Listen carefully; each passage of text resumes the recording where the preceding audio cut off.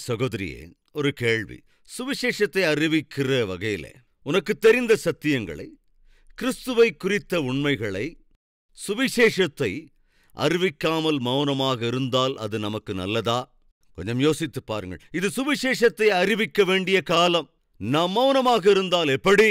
நாளைய தினத்திலே நமக்கு ஆபத்து வராமல் இருக்க வேண்டுமென்றால் இன்றே சென்று இந்த நற்செய்தியை நாம் அறிவிக்க வேண்டும். இந்த நாள் நகோமி கர்த்தர் தம்முடைய ஜனத்தை சந்திக்கிறார் என்று கேள்விப்பட்டாள் என்றால் யாராவது சொல்லியிருக்க வேண்டும். ஒரு குட்டி பையன் சண்டே கிளாஸ்ல வந்து அதை எப்போ தூங்கிட்டே இருப்பான். அதனால மற்ற குழந்தைங்களுக்கு ரொம்ப கஷ்டமா இருந்தது. சண்டே ஸ்கூல் டீச்சர் அந்த சின்ன பையனோட அம்மாவை கூப்பிட்டு, அம்மா, உங்க பையனை தயவு செஞ்சு சண்டே கிளாஸ்க்கு அனுப்பாதீங்க, அவங்க வந்து தூங்கிக்கிட்டே இருக்கிறான். அப்படி அவன் தூங்குறதால மற்ற பிள்ளைங்களும் டிஸ்டர்ப் ஆகுறாங்க, அதனால அனுப்பாதீங்க. அப்போ அந்த அம்மா சொன்னாங்க, ஐயா, என் வீட்டில் எந்த பையனும் இல்லைங்க, என் கணவர் இல்லைங்க, அந்த பிள்ளைக்கு அப்பா இல்லைங்க, இவன் தாங்க ராப்பகலா போய் வேலை செஞ்சுட்டு வர்றான். அப்படி வேலை செய்யறதுனால தூக்கம் இல்லாததுனால தான் சண்டே கிளாஸ்ல வந்து தூங்கிடுறான் போல. அதனால ஒரே ஒரு விஷயங்க, என்னம்மா சொல்லுங்க, என் பையன் வந்து என் வீட்டில் தூங்குறத விட தேவனுடைய சன்னதியில வந்து தூங்கும்போதாவது தேவன் அவனுக்கு இறங்குவாரோ, என் பையனை தரிசிப்பாரோ. எனக்கு இருக்கிற ஆசை என்னன்னா, தூங்கிக்கிட்டு இருந்தா கூட தேவனுடைய வார்த்தை ஏதாவது அவனுக்குள்ள போகும்ல. தயவு செஞ்சு அவனை சண்டே ஸ்கூலை விட்டு விலக்கிடாதீங்க. கெஞ்சினாங்க. அந்த குமாரனை குறித்து அந்த தாய்க்கு இருந்த ஆசை, அவனை குறித்து அவர்களுக்குள்ள இருந்த அந்த வாஞ்சை அந்த சண்டே ஸ்கூல் டீச்சருக்குள்ள ஒரு தாக்கத்தை உண்டாக்குச்சு. ஒரு நாள் இந்த சண்டே ஸ்கூல் டீச்சர் அப்படியே யோசிச்சுக்கிட்டு இருக்கும்போது இந்த பையனை பத்தி நினைவு வந்தது. ரொம்ப பாரம் ஆயிடுச்சு. உடனே அந்த பையனை பார்க்கணும்னு அவருக்கு தோணுச்சு. அதனால அந்த பையன் வேலை செய்யற இடத்துக்கு அவர் போனாரு. அந்த குட்டி பையன் ஒரு செப்பல் கடையில் அண்டர் கிரவுண்டில் அந்த ஸ்டோரில் ஏதோ வேலை செஞ்சுக்கிட்டு இருக்கிறான். இந்த சண்டே ஸ்கூல் டீச்சர் அங்கே போய் அந்த பையனை கூப்பிட்டு, தம்பி, உங்கள்கிட்ட தான்டா பேசணுன்னு வந்தேன். என்ன விஷயம் சார்? இல்லை, உன்னை பற்றி யோசிச்சுக்கிட்டு இருந்தேன். அதாவது பாவத்தில் மாட்டிக்கிட்டா நரகத்துக்கு போயிடுவேன், அங்கே போய் கஷ்டப்படுவேன், அது ஒரு பயங்கரமான இடம். நீ நரகத்துக்கு போகக்கூடாதுங்கிறது என்னோட ஆசை. அப்போ அந்த சின்ன பையன் சொன்னா, என்னை பற்றி நீங்கள் அவ்வளவு யோசிச்சிங்கன்னா அவ்வளவு கவலைப்படுறீங்களா சார்? சரி, உட்காருங்க சார். எதுக்காக என்னை பற்றி அவ்வளவு யோசிக்கிறீங்க?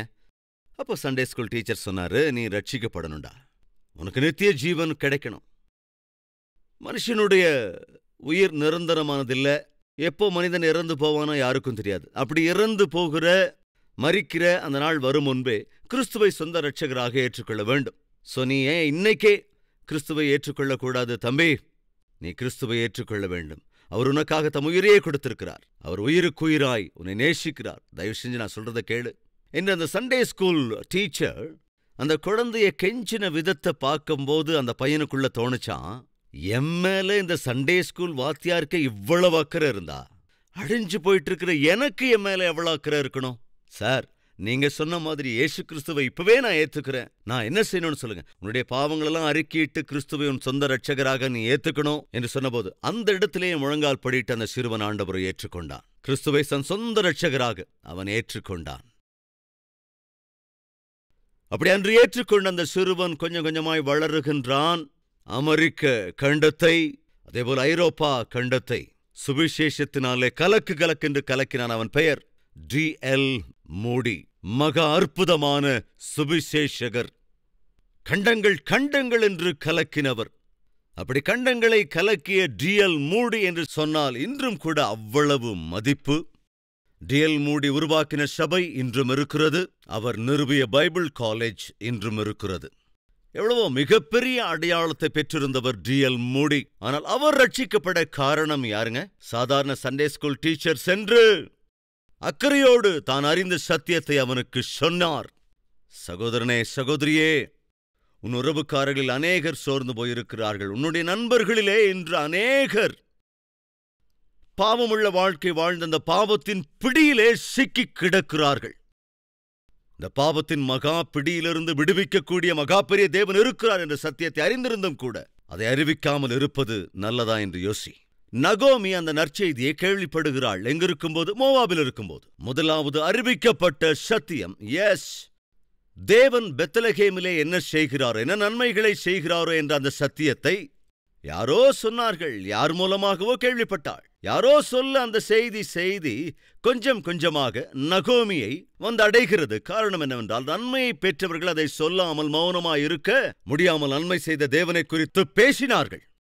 நீ பேச வேண்டும். உன் வீட்டிலே பேச வேண்டும். உன் உறவுகளுக்கு மத்தியிலே பேச வேண்டும். உன் நண்பர்கள் மத்தியிலே பேச வேண்டும். உனக்கு தெரிந்தவர்களோடெல்லாம் நீ அறிந்திருக்கிற சத்தியத்தை, அனுபவிக்கிற சத்தியத்தை ஷேர் பண்ண வேண்டும்.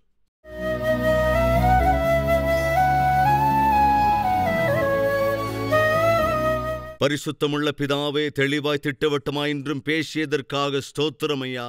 உம்மை குறித்த சத்தியத்தை நாங்கள் ஒருபோதும் மறைத்து வைக்கக்கூடாது. அவற்றை நாங்கள் பேச வேண்டும், அறிவிக்க வேண்டும்.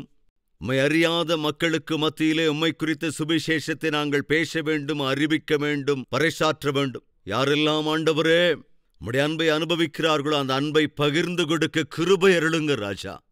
உம்மால் ஆசீர்வதிக்கப்பட்டவர்கள் பிறருக்கு ஆசீர்வாதகரமான வாழ்க்கை வாழ கிருபை அருள வேண்டும் என்றும் இயேசுவின் நாமத்திலே வேண்டிக் கொள்கிறோம் பிதாவே. ஆமென்.